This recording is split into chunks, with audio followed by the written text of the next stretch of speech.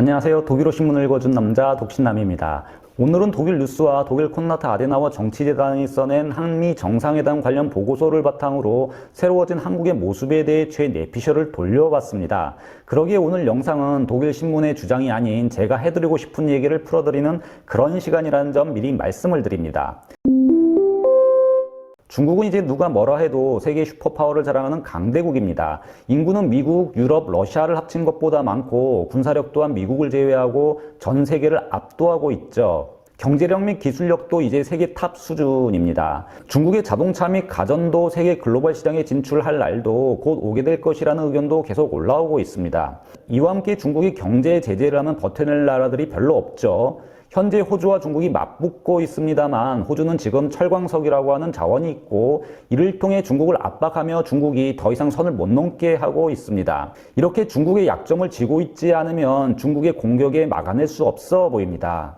이는 미국도 마찬가지입니다. 그러나 미국은 막강한 군사력, 경제력 외에도 중국의 우위를 선점하고 있는 분야가 있습니다. 바로 IT와 금융이죠. 이 두 개를 지금 미국이 손에 쥐고 강력한 중국 압박용으로 사용할 수가 있습니다. 그런데 한국은 무엇이 있을까요? 대한민국은 늘 고래싸움에 새우등 터진다는 표현을 들어왔던 나라입니다. 항상 강대국 사이에 끼어 있었고 지금도 한국은 이들의 역학관계에서 살아남아야 하는 위치에 있습니다. 그렇다고 지하자원뿐만 아니라 경제력도 그 어떤 나라를 절대적으로 압도한다 말할 수도 없기 때문에 쓸 카드도 많지 않았습니다. 그래서 중국 같은 나라가 보복을 하기 시작하면 그 피해를 고스란히 받을 수밖에 없었죠. 사드 문제로 인해 중국으로부터 보복을 바로 경제적 보복을 당했던 것이 불과 몇 년 전입니다.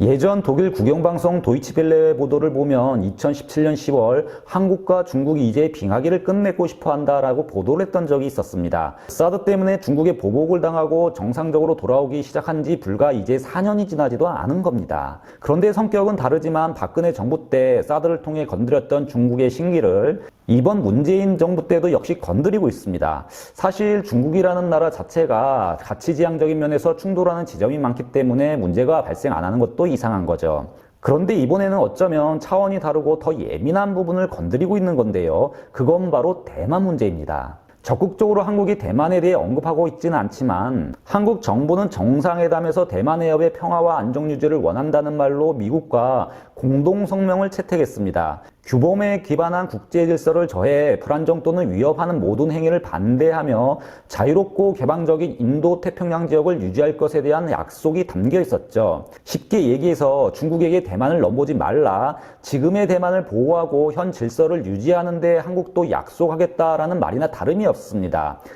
이는 중국으로서 아주 기분 나쁜 말일 겁니다. 중국의 관점으로는 내정 간섭이나 다름이 없겠죠. 왜냐하면 중국은 여전히 대만이 자기들의 영토의 일부라고 주장하고 있기 때문입니다. 중국은 문재인 대통령의 이번 공동성명에 대해 아주 불쾌해하고 있다. 여기에 더 나아가 용서하지 않겠다는 등 막말까지 쏟아내고 있죠. 섬뜩한 여러 발언들을 중국이 쏟아냈지만 아직까지는 다 말에 불과할 따름입니다. 그런데 이상하죠. 왜 전에 비해서 이렇게 말만 하고 있을까요? 실제 보복을 하겠다며 행동에 나서지는 못하고 있습니다. 물론 문제의 그 결이 달라서이겠지만 사드 때와는 정말 많이 다른 국면입니다. 한국이 어찌 보면 중국 문제에 있어 건드리면 안 되는 지점을 건드리고 있는 것인데요. 평소 같으면 모르겠지만 특히나 중국과 대만의 관계가 불완전해 세계에서 가장 위험한 지역이 된 곳이 대만입니다. 대만을 두고 중국이 한참 자존심 싸움을 하고 있는 것인데요. 바로 중국 시민들의 관심도 최대치에 올라와 있는 어젠더입니다. 이런 대만을 둘러싼 긴장 관계가 어느 때보다 더 지속되고 있는 이 시점에 한국과 미국의 공동성명이 나와 중국의 심기를 더 건드리게 된 것이죠. 중국이 이렇게 어물쩡 쉽게 넘어갈 사안이 아닌 듯 보입니다. 독일 언론은 중국에게 대만은 반역 국가로서 자신들의 행정에 속한 지방이며 이에 따라 무력으로 보복하고 점령해야 할 지역으로 여겨지는 곳이라고 설명하고 있습니다. 그런데 중국은 대만은 이렇게 간주하고 있음에도 불구하고 한미 동맹의 결과에 대해서 아직까지 행동으로 나서고 있지 않습니다. 중국이 우리의 존재를 무시하고 있거나 별 의미를 두지 않아서일까요? 그러면 이런 중국, 대만, 미국의 역학관계를 하는 다른 나라들은 이번 문재인 한국 대통령과 바이든 미국 대통령의 대만 문제에 대해 다룬 것을 어떻게 평가하고 있을까요? 이에 대한 다른 나라들의 평가도 중국에게 예민하게 다가갈 겁니다. 독일 콘라트 아데나워 정치재단은 이번 한국 관련 보고서에서 한국은 미국 바이든 대통령이 두 번째로 영접한 외국 정상으로 문재인 대통령을 백악관에서 만났고, 이에 따라 이 만남은 바이든에게 인도 태평양 지역의 동맹의 중요성을 확인해 줬다라고 평을 하고 있습니다. 여기서 동맹의 중요성이라는 말이 아주 모호합니다. 상황에 따라 어디까지 서로 돕겠다는 것인지 뚜렷하지가 않죠. 그런데 지금 남중국해 연안에 미국과 중국의 역학관계는 중국 쪽으로 쏠림 현상이 나타난다. 유럽의 대다수 언론사들은 이렇게 평가를 하고 있는데요. 이런 상황 속에서 인도 태평양에 대한 동맹의 중요성을 문재인 대통령이 미국 바이든 대통령에게 확인시켜 주었다고 지금 독일에서는 생각을 하고 있는 것이죠. 콘라트 아데나워 정치재단은 독일 여당인 기민당의 정치재단입니다. 많은 독일의 전략들이 여기서 나오고 있죠. 아마 중국도 같은 시각으로 바라볼 수가 있습니다. 중국의 남쪽 해안선까지 동맹의 중요성을 확인시켜 주었다는 것은 대만을 둘러싸는 역학관계에 미국 쪽으로 힘이 더 실린다는 얘기이기도 합니다. 물론 이는 선언적인 확약이고 정치가들의 수사하기에 불과할 수도 있습니다. 그러나 중국이 한국을 자극하게 된다면 한국이 미국 쪽으로 더 기울 수도 있다는 점을 시사하기도 하죠. 모호성을 유지했지만 그 모호성 자체가 늘 그렇듯 전략이 되기도 합니다. 지금 중국은 전투기를 이용 수시로 대만의 영공을 넘나들고 있습니다. 힘의 우위를 수시로 보여주고 있죠. 그런데 여기서 한국이라는 또 다른 변수가 생길 수 있다는 것을 중국은 이제 고민해야 합니다. 한국을 심하게 자극하면 미국과의 군사동맹을 더욱 견고히 할 것이고, 여기서 더 나아가 일본과 관계가 나쁜 한국이지만 대만을 두고 미국, 한국, 일본 3국이 더 똘똘 뭉칠 수도 있는 정말 말도 안 되는 시나리오도 현실화시킬 수 있습니다. 왜냐하면 일본에게는 지금까지 감정이 있지만 실제적인 위협이 있지는 않고, 중국이 군사적으로 보복을 한다면 우리는 이를 위협으로 받아들일 수 있기 때문이죠. 한국이 쥐고 있는 카드가 많은 반면 중국은 고려해야 할 변수가 더 많이 생긴 겁니다. 즉 중국 입장에서는 한미 동맹을 더 견고히 해 미국의 영향력을 이 대만 쪽으로 더 끌어들이는 결과를 원치 않을 겁니다. 이런 맥락은 한미 미사일 지침 해제라는 한미 정상회담의 결과만 봐도 알 수가 있습니다. 중국에게는 아주 껄끄러운 일일 겁니다. 일부 언론들은 이번 미사일 사거리와 탄도 중량 제한 해제 합의로 미사일 주권이 한국에게 돌아온 것에 대해 중국 독배를 든 것이라는 평을 하기도 합니다만, 중국은 이에 대해 불편한 기색을 표현할 뿐 그 어떤 보복이나 제재도 하고 있지 않습니다. 단지 중국의 국익을 상하게 한다면 가만히 있지 않겠다, 미국이 중국을 탄압하고 있다 정도로 발언을 하고 있죠. 이에 대해 전문가들은 한국의 고도화된 미사일이 한미 동맹 속에서 중국 턱 밑에 배치되고 운영되는 일이라는 것이고, 이는 대단히 중국에게 껄끄러운 것이라고 평가하고 있습니다. 물론 한국 내 일부 다른 전문가들은 이를 두고 한국 정부가 전략적이지 못했다 비판하기도 합니다. 중국의 신기를 건드렸다는 해석이죠. 그러나 결국 중국은 불만만 표출하고 있을 뿐이고, 한국은 한 걸음 더 자주 국방의 시대에 접어들면서 국방의 능력을 배가시키는 결과를 가져오는 듯 보입니다. 중국이 만들어 놓은 대만과의 긴장 구도를 한국과 미국이 영리하게 이용하며 동북아 외교에 새로운 지렛대를 놓고 있는 분위기죠. 콘라트 아데나워 재단도 보고서에서 이번 문재인 대통령과 바이든 미국 대통령과의 만남은 상징적인 가치가 아주 크다고 평을 했습니다. 미국 대통령은 이 동맹과 아주 친밀한 대화를 나누었고, 트럼프 대통령보다 이 지역에 대해 더 많은 관심을 보이고 있다고 전합니다. 그런데 여기 이 보고서가 관찰하고 있는 것이 한국과 미국의 단순 군사동맹에서 끝나는 것이 아닙니다. 군사동맹과 산업동맹을 이제 전략적으로 함께 한미가 만들어가고 있는 것에 독일도 주목을 하고 있습니다. 보고서는 한국의 미국에 대한 투자는 이 동맹의 계속되는 발전을 가지고 올 것이라고 평가하고 있습니다. 그리고 한국 정부가 반도체 K벨트를 조성하려는 것, 그리고 이에 대해 세제 혜택, 보조금 등 정부의 역할이 있다는 점, 또한 한국의 4대 거인 삼성, SK, LG, 현대가 미국에 400억 달러 이상을 투자한다는 점을 거론하고 있습니다. 그런데 보고서는 왜 이 점에 주목을 하고 있을까요? 보고서는 한국은 반도체 생산에 있어 세계 시장을 선도하는 국가로 현재 반도체 쇼티지 현상을 해결할 중심적인 역할을 하게 될 것이라고 밝힙니다. 아주 객관적이고 사실적으로 분석을 하고 있는 것이죠. 미국 및 유럽이 반도체 전략을 새로 짜고 반도체 부족 현상에 대해 새로운 생태계를 만들겠다고 했지만, 결국 반도체 시장의 불안정을 해소할 국가는 현재의 기술과 노하우 그리고 그 능력을 고려했을 때 결국 한국이라는 겁니다.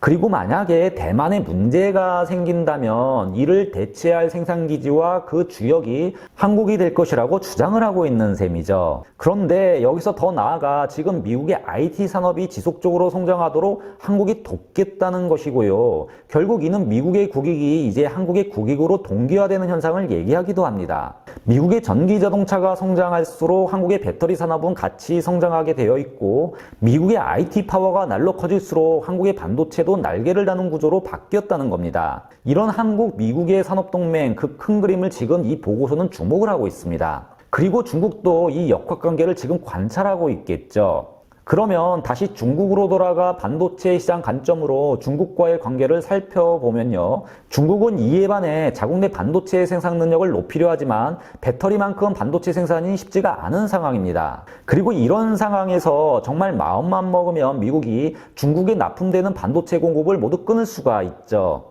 반도체 공급이 끊기면 중국의 산업은 멈출 것이라고 독일 언론들은 보고 있습니다. 물론 이는 중국을 더 빠른 속도로 자급 생태계를 만들게 할 겁니다. 그러나 반도체는 1, 2년 만에 만들어낼 수 있는 제품이 아니죠. 그리고 중국과 대만 모두 이런 점을 알고 있습니다. 대만에 반도체가 없다면 중국도 어려워지기는 마찬가지입니다. 대만은 반도체를 무기로 외교 전략을 짜고 있고 중국도 이에 대해 신중히 움직이고 있습니다. 즉 중국은 지금 이런 반도체 쇼티 상황에서 미국이 한국과 산업동맹을 맺고 반도체 전략을 짜고 있는 것을 바라봐야 하는 처지입니다. 반도체를 공급받을 수 있는 곳은 결국 대만 아니면 한국이죠. 한국을 쉽게 예전처럼 보복하지 못하는 이유가 있는 겁니다. 중국과 미국 사이에 놓여있는 한국이 산업면에서 지금보다 더 중국을 버리고 미국 쪽으로 이동을 해 미국의 대중국 경제 제재에 동참한다면 중국이 받는 피해가 만만치가 않게 되는 겁니다. 그리고 한국 반도체는 든든한 미국과의 산업 동맹으로 중국을 버려도 죽지는 않겠지만 중국 산업이 한국 반도체와 등진다면 커다란 위기에 직면하게 될 것은 불을 보듯 뻔한 스토리입니다. 혹시라도 대만과 문제가 생기면 반도체 공급에 문제가 생기는 건데요. 한국과 척을 진다면 중국 산업과 경제는 아마 무너져 내리게 될 겁니다. 이 말을 뒤집어 다른 말로 한국과 등을 져버리게 된다면 대만을 자기들 마음대로 다루지 못하게 되는 상황도 오게 되는 겁니다.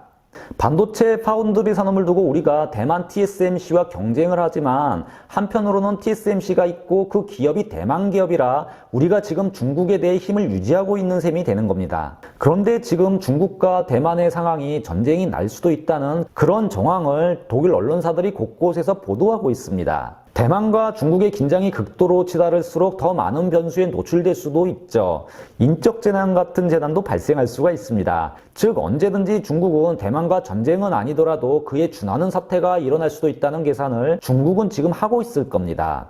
그렇다면 한국을 더욱더 자신들과 적대적 관계로 만들어서는 안 되는 것이기도 하죠. 한국은 이제 자기들이 예전 사드 문제처럼 쉽게 보복할 수 있는 상대가 아닌 겁니다. 대한민국은 지금 4차 산업혁명 시대의 핵심 부품인 배터리와 반도체를 가지고 미국과 거대한 딜을 하며 군사 동맹을 넘어 산업 동맹으로 어깨를 나란히 해가는 모습을 보이고 있습니다. 성장을 했다는 얘기죠. 그런데 이런 모습으로 중국과의 관계에서도 새로운 시대를 열고 있는 듯 보입니다. 반도체가 더욱더 중요한 시대가 되자 한국의 강점이 그대로 국력으로 이어지고 있는 상황이 오고 있는 겁니다. 하지만 이는 다른 말로 반도체가 밀리면 이런 한국의 외교력도 줄게 된다는 얘기이기도 하죠. 또한 미국 동맹 그리고 대만의 긴장 상황에 대한 변수가 생기면 중국의 대한국 전략도 변화가 예상된다는 얘기이기도 합니다.